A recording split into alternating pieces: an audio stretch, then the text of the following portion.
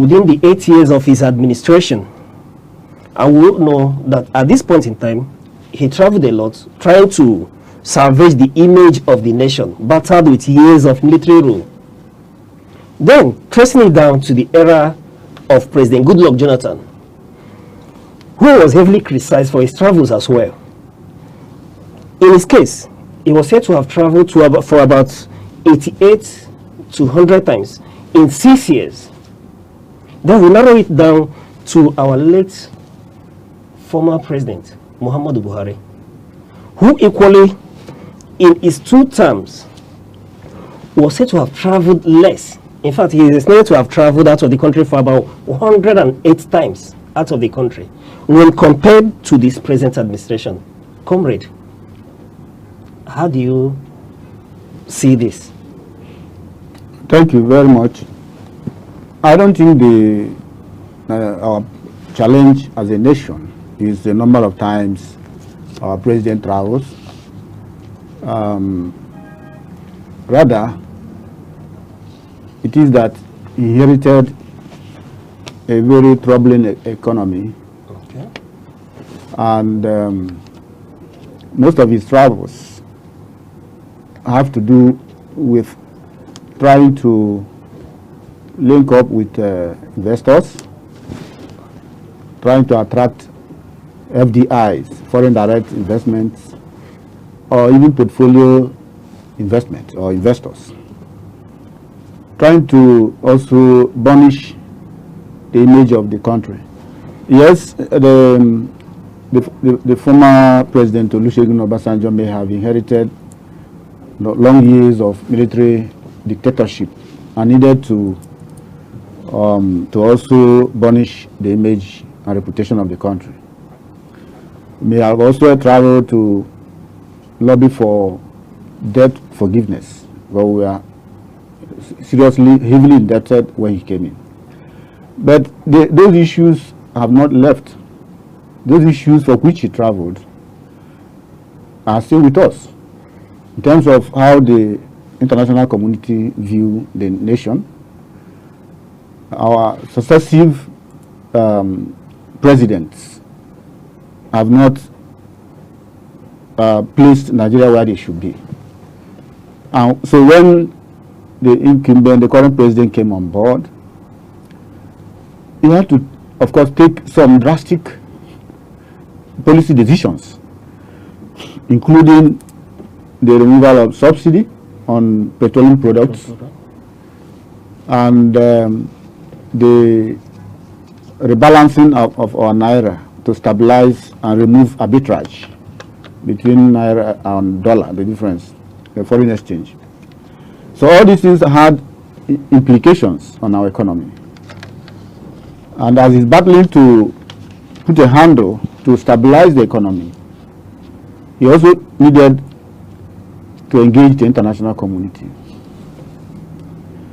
to attract foreign investment. Well, the only source of our foreign exchange happens to be oil only, our major source.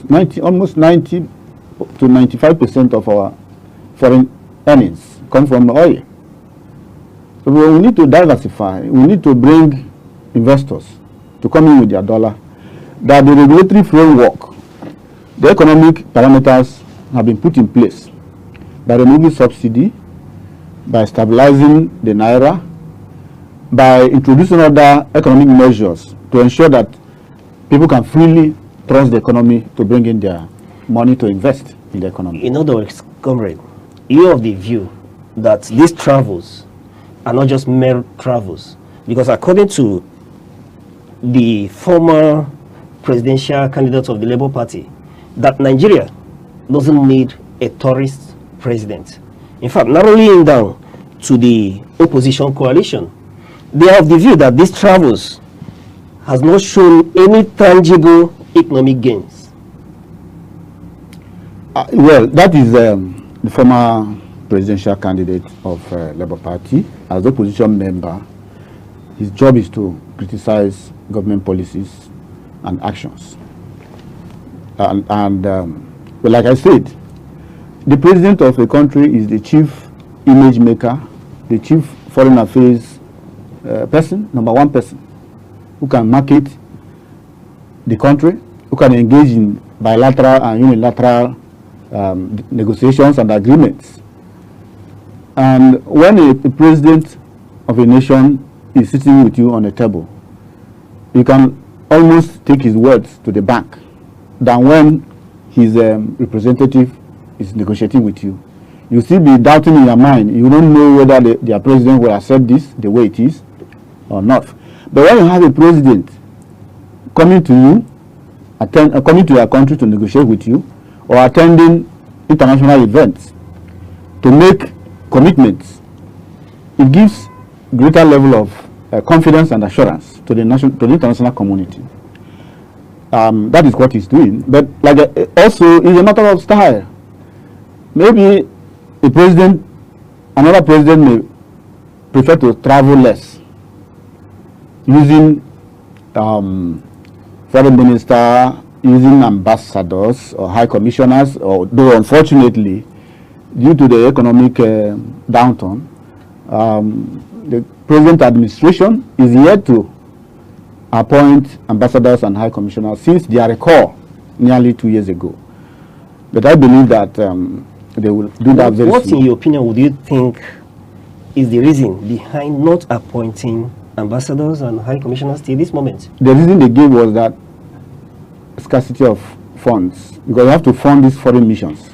And then the president has to become the to a large extent, and the ambassador, the high commissioner of the country. That is why he has to engage in so many of these travels. Now, comrade, let's bring it home.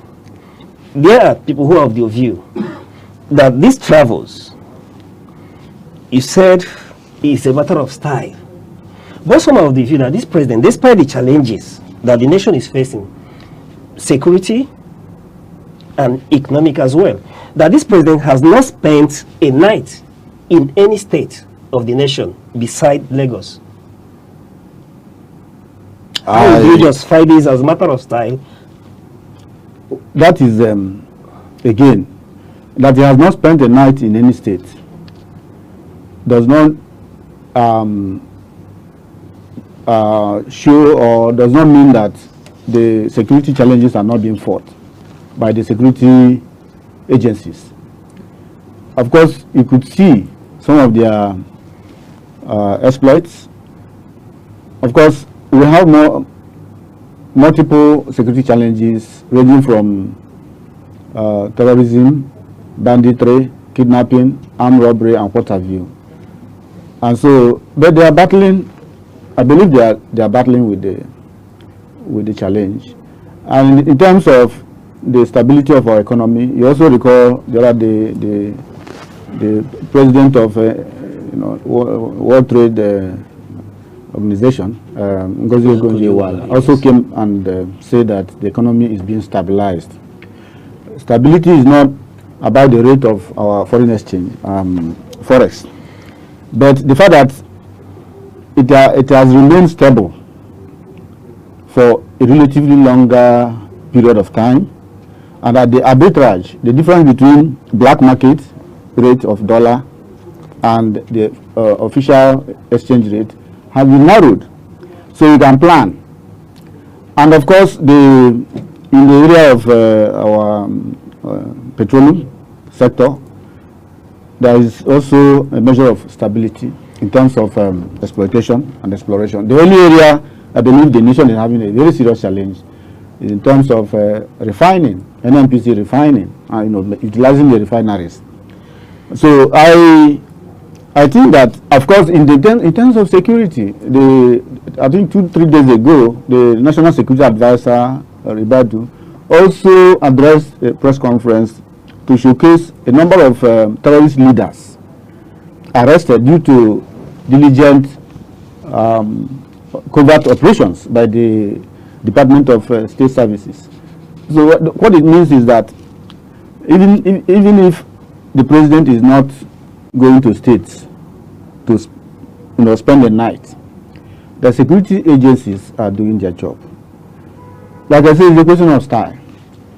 Well, maybe some other president may prefer to go to visit states, spend days, but the fact remains that he's still not the one that will be in the field to fight the insurgents or confront the criminals. Is he empowering the security agencies to do their job? Yes.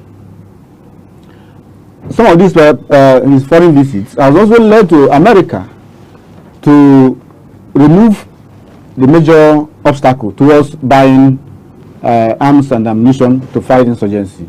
As we can see, last week the American government approved for Nigeria to buy high-profile military equipment and aircraft, high-precision aircraft, to be able to deploy towards curtailing the insurgency. These are, I believe, the result of his commitment and assurances to the international community that such privilege, such ammunitions will not be used against the citizens, but against the insurgents and terrorists. And so, yes, he may not have scored 100%. Rate the administration in different sectors. But I think that what is apparent, what is evident, is the fact that there is stability. The country is witnessing some level of stability. Like Kojo said, what remains is now growth. Good. Now that you mentioned Okoji, I was coming to it. She is of the view that the economy is stabilized, and like you said, it's time to grow the economy and cushion the effect of that trying to stabilize the economy on the man on the street. Given that, don't equally think that the citizenry need assurance from the president also with his presence? If you ask me, yes. Everybody wants to see the president around his state or her state. But the truth is that Nigeria is running, or is supposed to be running, a federal system of government with 3 tiers of government: the federal, the state, and the local governments. And we know that under this administration, the states have been receiving the highest volume of financial support and federal allocation. But it will be argued that the people has not felt the impact of this homogeneous allocation. Thank you. In fact, the president was seen to have told the governors that it's time to let the impact of this homogeneous the grass. Yes, in his way, to wear the grass. That is, well, because he knows. Is that not an indictment on the government itself? No, not government. Government is not only federal government. But we have government. It means that there's no cohesion in policy. This is a federal system of government. There is no need to be. You don't need to be. But we have majority predominant APC governors in this state. Yes, we have predominant APC. So going by their manifestos, they all should be gearing towards the same roadmap. That is what it should be. But in theory, but in practice, you know that some of the governors have their different orientations. Some of the local government chairmen have their different orientations. And there are different priorities.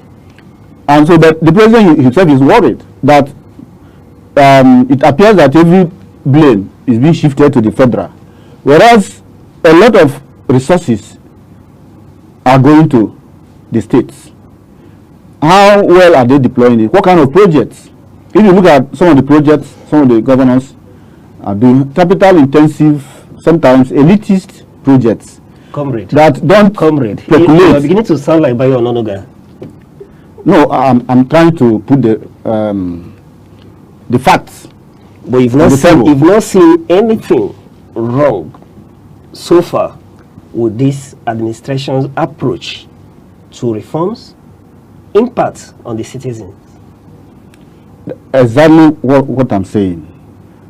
The approach and the impact is what we now need to also take a second look at.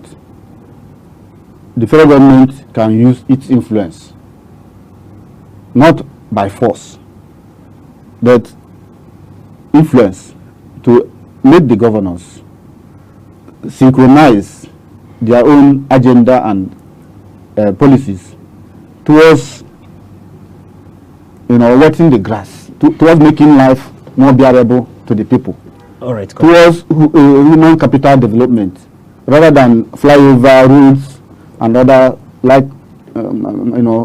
similar projects that may not have direct impact on the living condition of the people.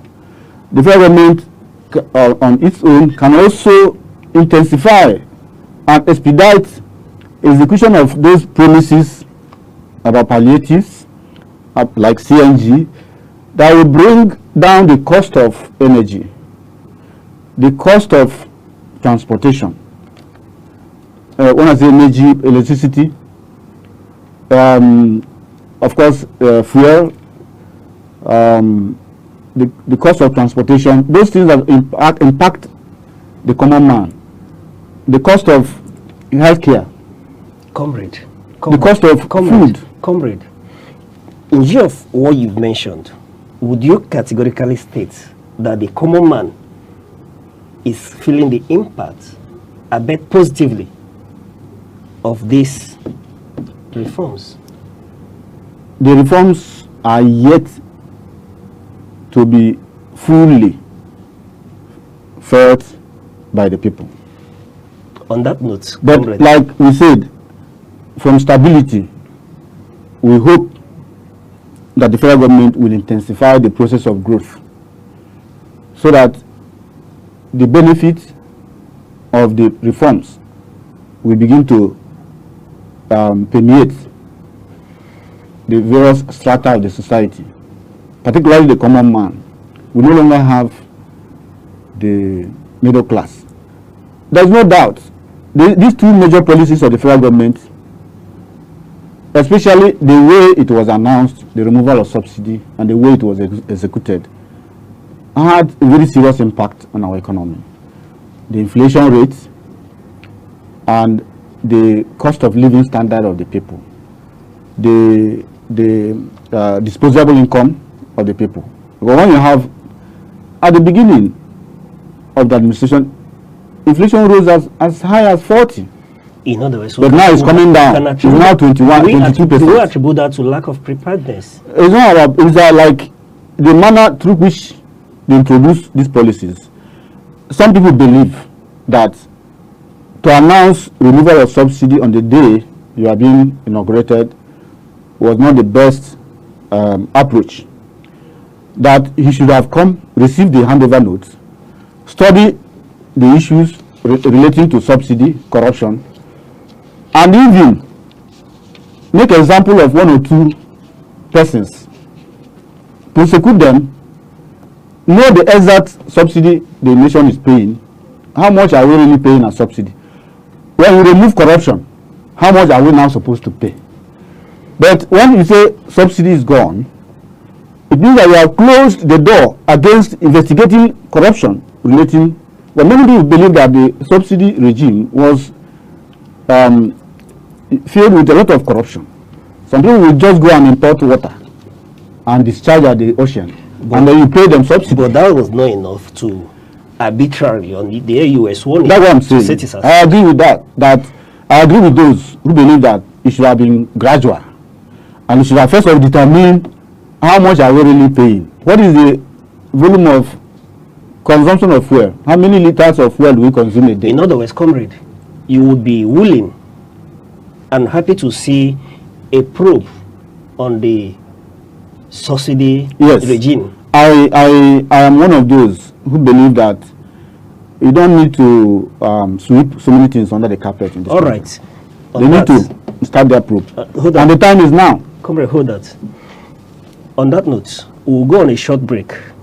And when we return, we'll continue with other pressing issues.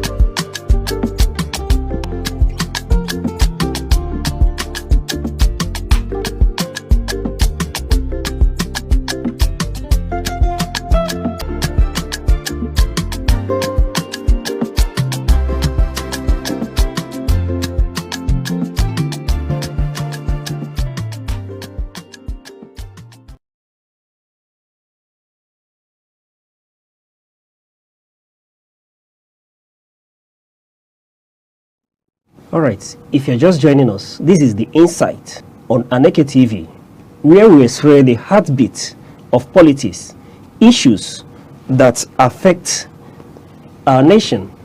And we are speaking with Nigerian Union of Journalists, NUJ, Southeast Zone, and a public affairs analyst, a man, comrade. Thank you. All right, realignment of the coalition. Personally, I would want the nation to witness real democracy. And democracy entails multiplicity of voices and choices as well. How to thrive. Opposition parties like the Labour Party, the PDP, should also be allowed to stand. It is alleged that there are invisible hands creating their internal crisis. Because at third attempt to the coalition that eventually led to formation of APC, the then Action Congress of Nigeria, ACN, the then All Nigeria People's Party, ANPP, the then Congress of People's Party, CPP, the progressive or the new PDP, what they call the new PDP, led by the former Vice President Atiku Abubakar, and some elements of our president. Now, having done two elections as a platform, and somebody like P2B is also hoping that they will be able to recover Labour Party from Abure, big group that are in the majority, including members of the NLC and the TUC. If they are able to recover Labour Party from Abure, then it will be Labour Party. Yes. What do you make of it that these coalition politicians, about being in ADC, has a foothold on other political?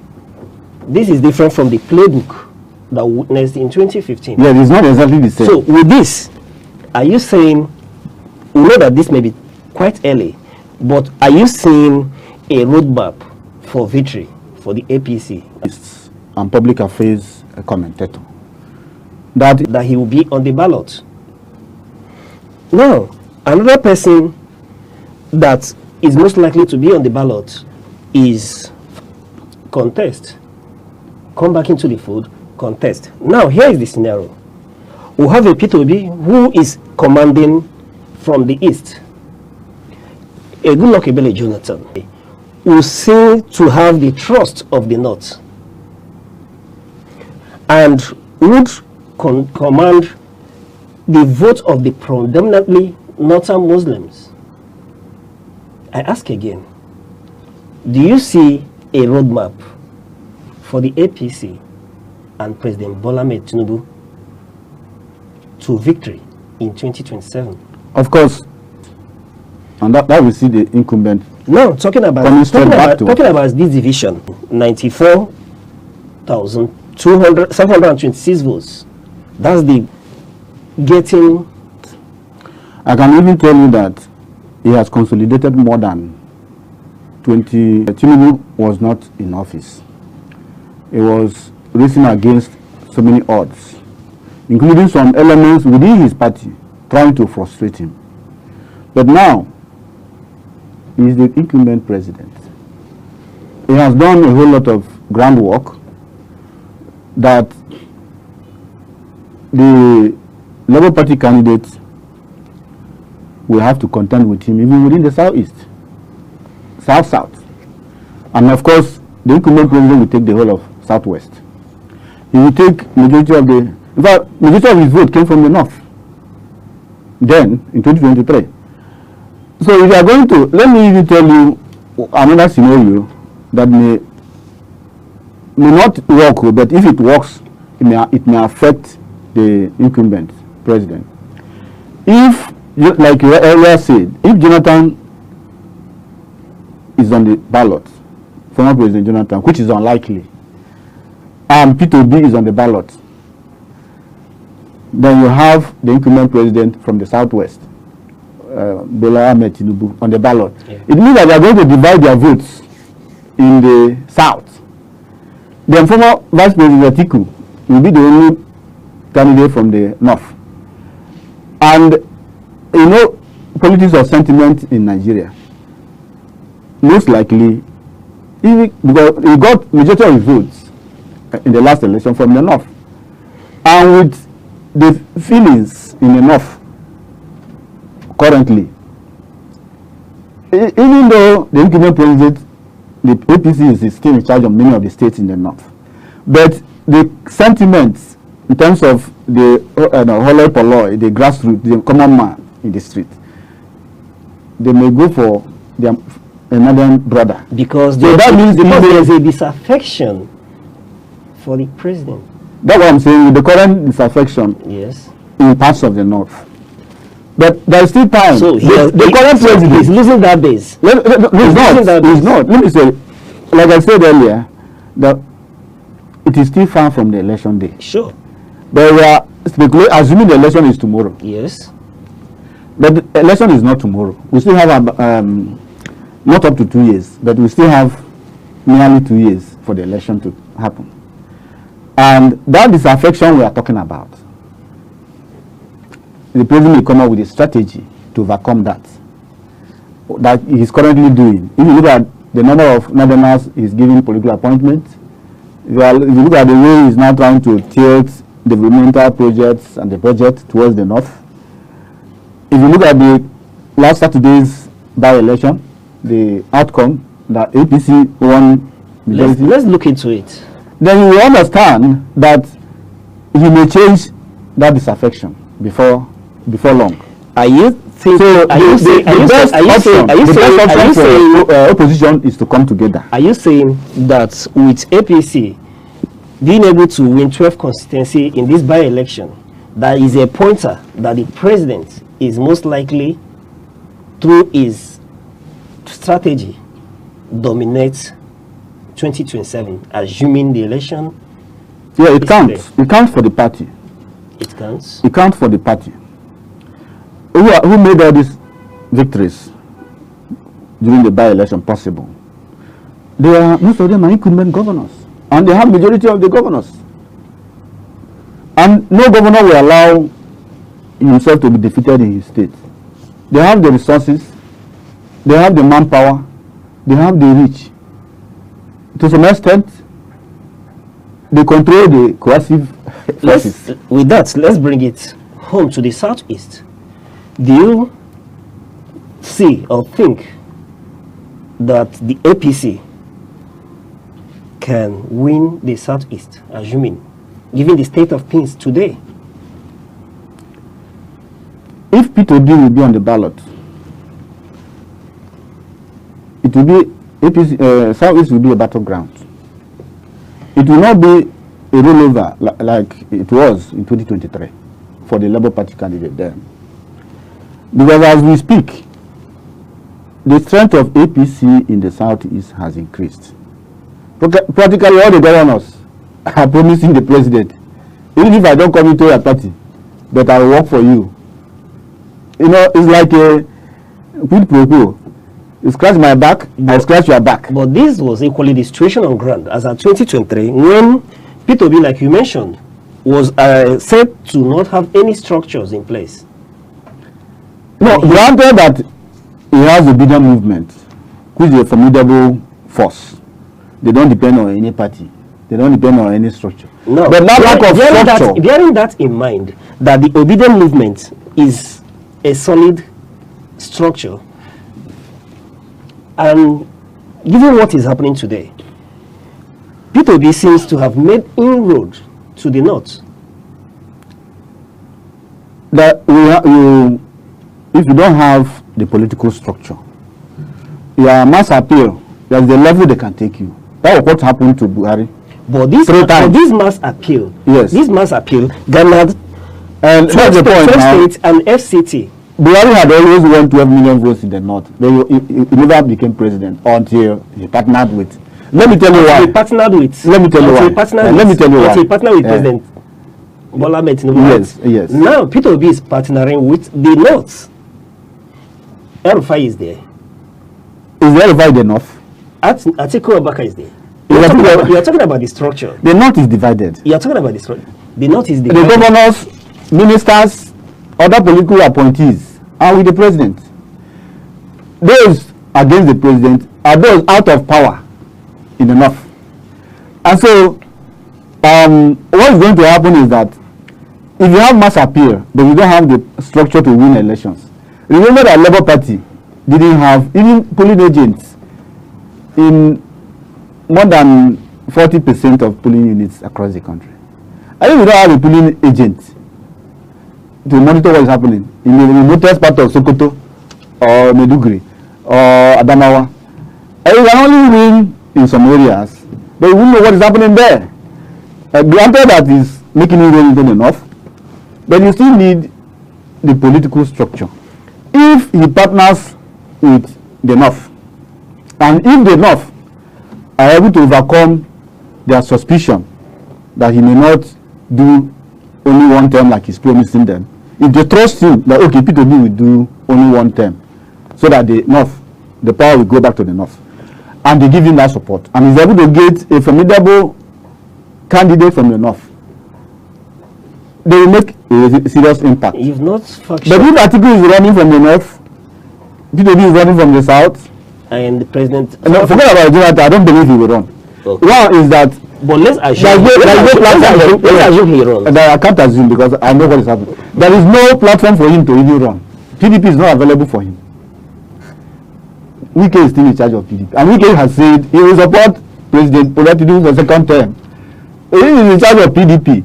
Who will give Jonathan or anybody the platform to run? Let's bring it to the Southeast Enugu State, for instance. The ECAPC making an inroad to Enugu State with the performance of a PDP governor. You see, incumbency is a double-edged sword. If you judge the governor as being performing, when the campaign starts, the opposition will tell you the areas he has failed, his shortcomings. I won't mention them because I'm not assessing him now. Now, that's why I say it is double-edged. Meanwhile, he is trying to come into APC.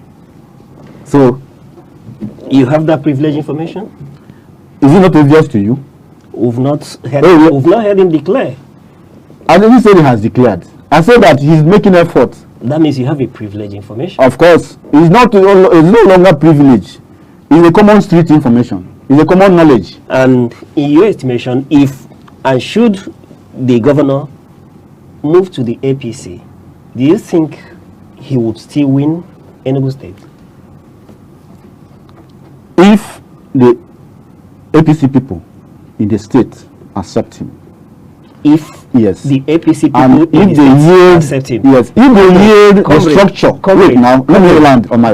If they accept him and yield the structure to him to even run, I don't think he will have any serious. All right, comrade. On that note, viewers, if you're watching us, this is still the Insight on Aneke TV, where we bring expert opinions, analysts to x-ray and dissect issues that are making the headlines and affecting the common man on the street who live these issues, these stories, these topics.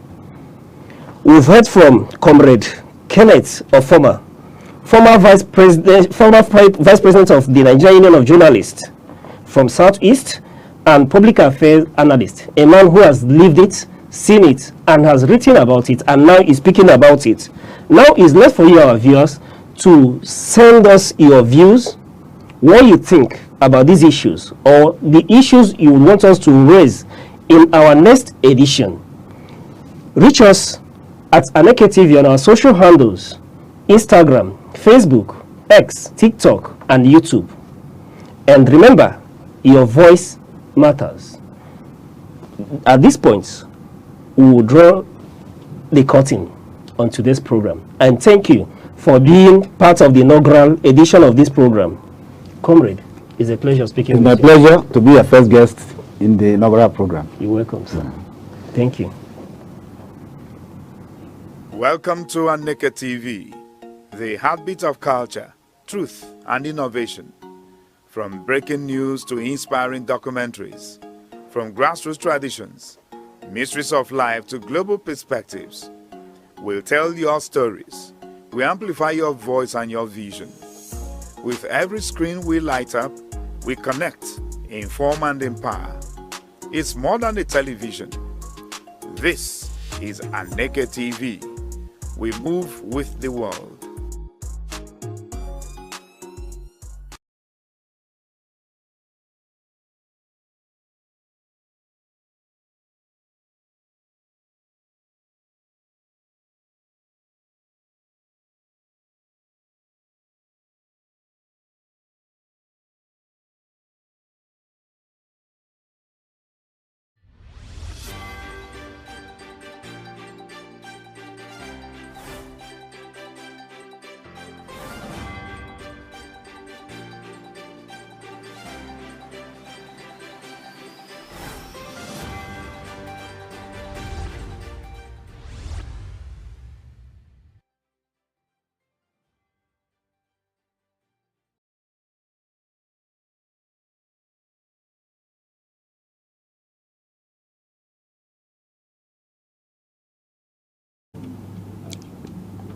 Good afternoon and welcome to the news at 3 on Aneke TV.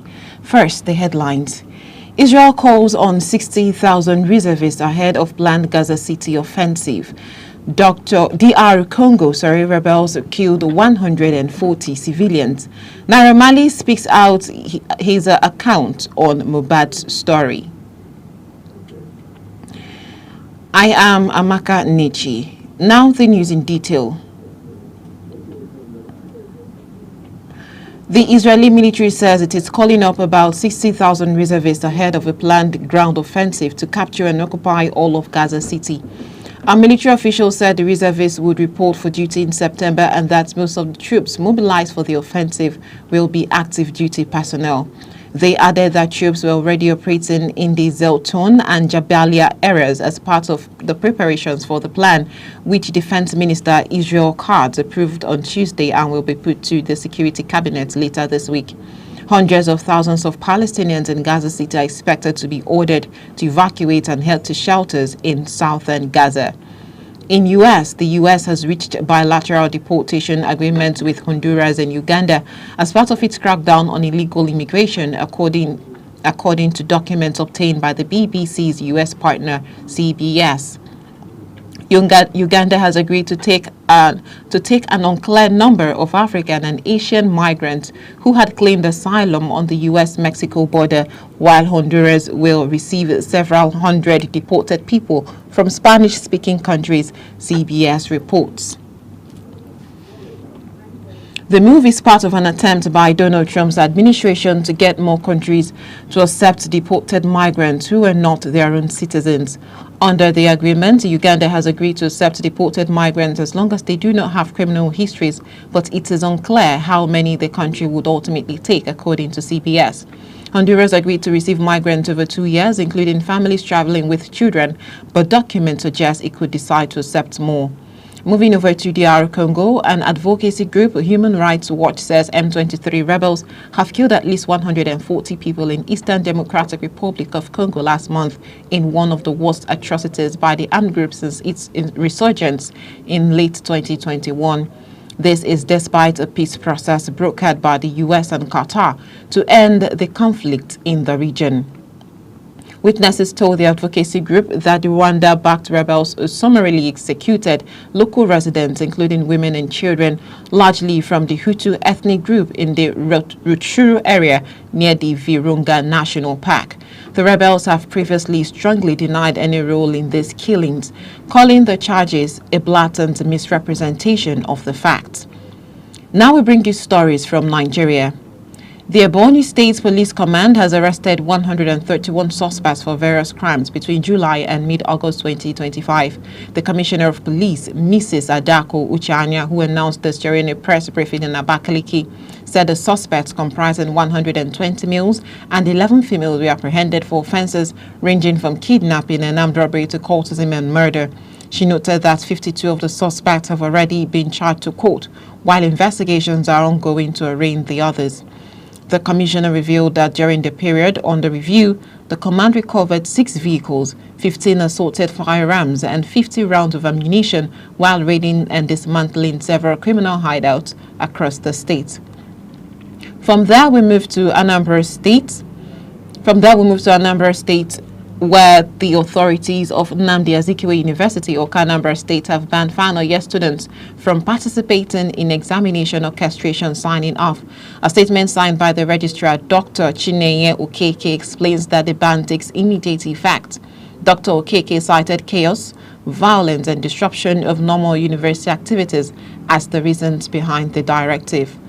Doctor assured that the university management remains committed to providing a safe and secure environment for academic pursuits and will not tolerate actions undermining this commitment. In Enugu State, the 100 compressed natural gas buses acquired by the administration of Governor Peter Mba to enhance public transportation have hit the road of Enugu. The rolling out of the buses, which coincided with inauguration of 5 ultra-modern transport terminals in various parts of the state, is in line with the integrated blueprint for a modern and multimodal transport ecosystem of the state government. Correspondent Chidima Ikemede visited Holy Ghost Terminal and returned with this report. The long-awaited eco-friendly city buses acquired by the Enugu State government to ease transportation challenges for the citizens in the city of Enugu and its environs has commenced operation. A visit to Holy Ghost Bus Terminal, which is one of the 5 ultra-modern transport terminals inaugurated by Governor Peter Mba, showed a beehive of activities. Passengers were sighted at the terminal waiting for their turn to board the buses, while others were anxious to get the EJ card, which is the official ticket to board the bus. The manager of the Holy Ghost Bus Terminal 1, Angela Ogechuku, who spoke with Aneke TV, spoke about the routes and their prices. From Gariki Terminal to Holy Ghost, we have 300 naira is the fare. From Gariki to Abwani is 400 naira. From Gariki to Ababa, we have 700 naira. From Gariki to Emene, we have 600 naira. From Holy Ghost Terminal destination prices, from Holy Ghost to MNA is 300 naira. From Holy Ghost, Abani 4 corner is 700. From Holy Ghost to Gariki is 300. From Holy Ghost to Ababa is still 300. From Holy Ghost Terminal to Nsuka is 2,200. From Holy Ghost Terminal to 9th Miles is 500 naira. From Holy Ghost Terminal to Udi Oji River we have 1,200 naira. From Ababa Terminal to Gariki, we have it 700 naira. From Ababa to Holy Ghost is 300 naira. From Ababa to Nsuka is 1,800. From Ababa Terminal to Abwani, we have 1,200. Going to Nsuka Terminal, from Nsuka Terminal to Ababa Terminal is 1,800. From UNTH, from Ababa to UNTH, you have 600 naira. From Ababa to UNTH old site is still 500 naira. From Ababa to UNTH new site, we have 500 naira for now. Some passengers, including Gene Kanwato and Etel Tochuku, who were on the queue to get their EJ cards, described the process as seamless. I came here to get my EJ card, and it's been a seamless process. Everyone here is law-abiding. It's a single queue, and everyone just joined the queue. And it's almost my turn. I can say that it's a seamless process. We came here to collect the card for the new transportation system that our governor initiated. So I can see it's a very good development, and I'm happy that I can get my card. Then I will enter the bus from any terminal, whether here in Holy Ghost, Gariki, Ababa, or Nsuka. I've been waiting for the past 20 minutes. It's a very simple, easygoing process. A passenger, Joshua Chuku, who boarded from Holy Ghost Bus Terminal to MNA, expressed satisfaction about the process. I'm headed to MNA. I paid 350 to MNA. It's already here. Tomorrow is here. One of the workers described the incredible process and the motivational values. It has free Wi-Fi, comfortability, availability and stable AC. It has a free Wi-Fi inside. So I think it's one of the best that have happened to Enugu State. In relation to the price difference between the CNG buses and other commercial drivers, some passengers who spoke with Aneke TV reacted this way. We just came from Ababa, Liberty.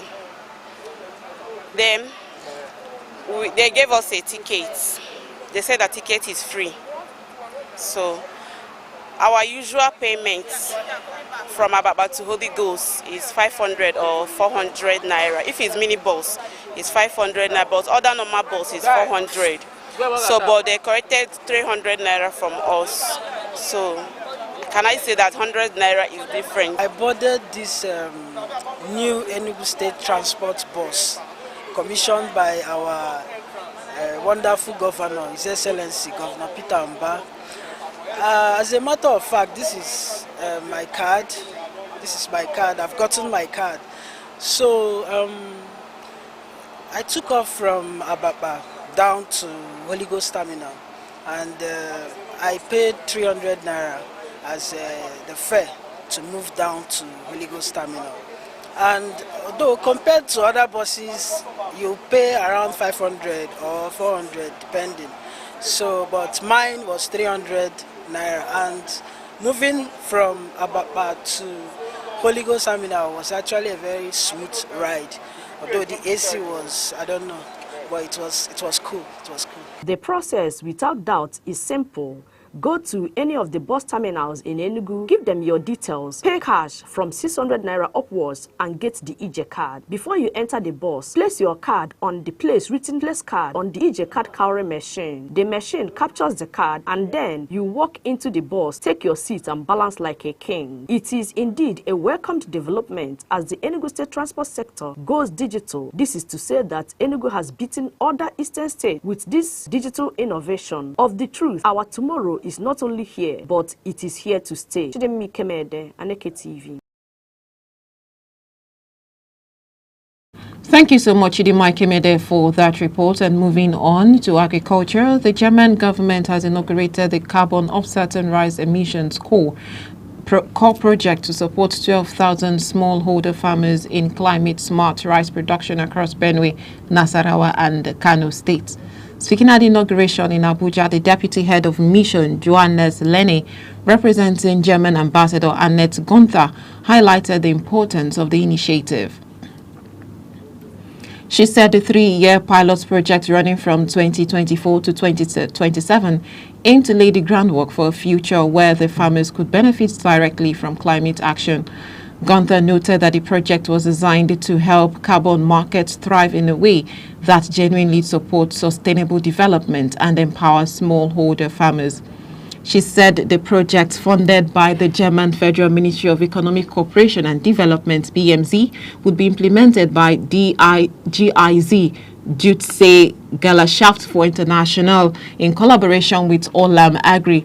Gunther explained that CORE would promote climate-smart rice cultivation practices to reduce greenhouse gas (GHG) emissions while enhancing innovation, sustainable value chains, and long-term growth in Nigeria's rice sector.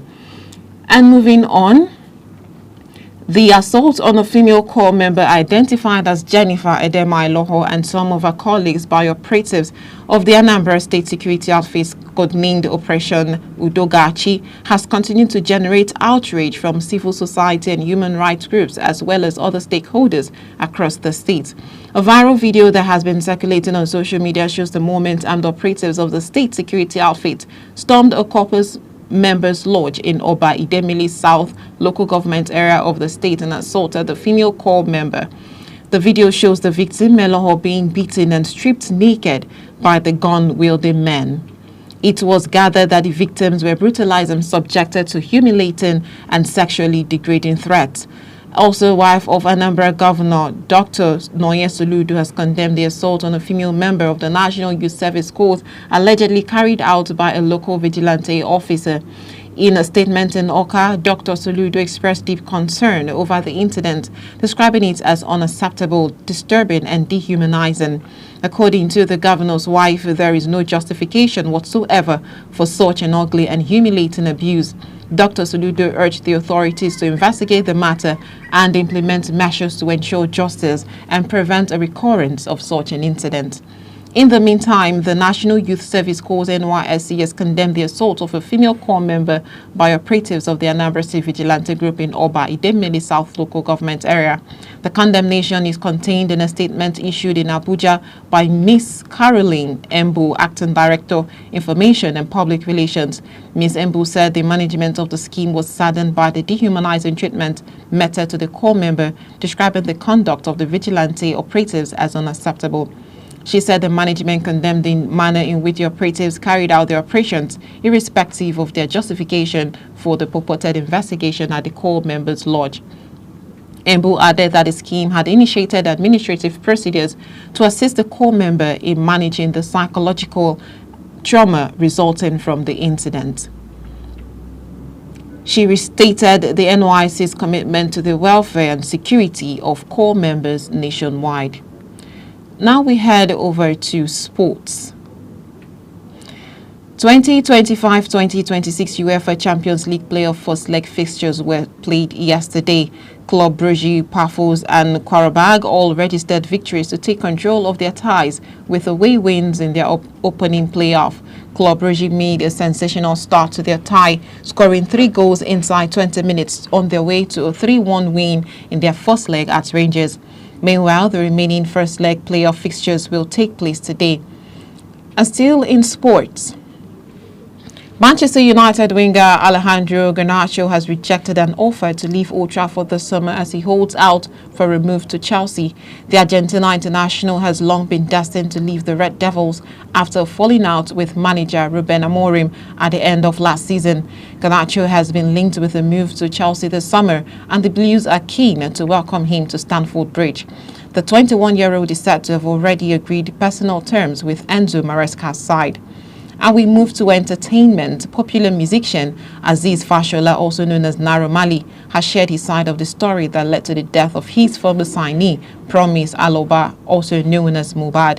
Naira Marley made the disclosure in a documentary of about 2 hours on Wednesday, narrating how his ex-signee began his musical journey in his label and how he eventually died. According to him, he never bullied Mohbad nor killed the Ask About Me and the KPK crooner. Mohbad died on Tuesday, September 12, 2023, at the age of 27. And that's all on the news at 3. To end the news, here are the main points. Israeli military said it has called up about 60,000 reservists ahead of a planned ground offensive to capture and occupy all of Gaza City. A report by an advocacy group, Human Rights Watch, said M23 rebels have killed at least 140 people in Eastern Democratic Republic of Congo last month in one of the worst atrocities by the armed group since its insurgents in late 2021. We also told you that popular musician Aziz Fashola, also known as Naira Marley, has shared his side of the story that led to the death of his former signee, Promise Aloba, also known as Mohbad. That was the news. For breaking news and eyewitness reports, please call 0703 047 I'll take that number again, 0703 043 7110, or you can drop your comment across all our social media platforms on Facebook, Instagram, X, and on YouTube, all at Aneke TV. I am Amaka Niji. Thank you for joining us.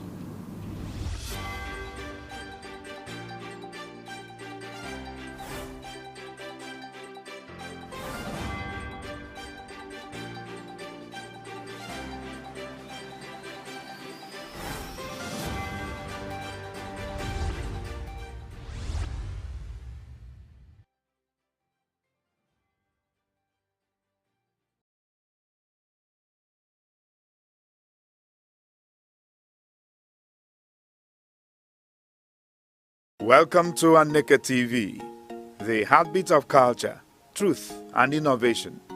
From breaking news to inspiring documentaries, from grassroots traditions, mysteries of life to global perspectives, we'll tell your stories. We amplify your voice and your vision. With every screen we light up, we connect, inform and empower. It's more than a television. This is Aneke TV.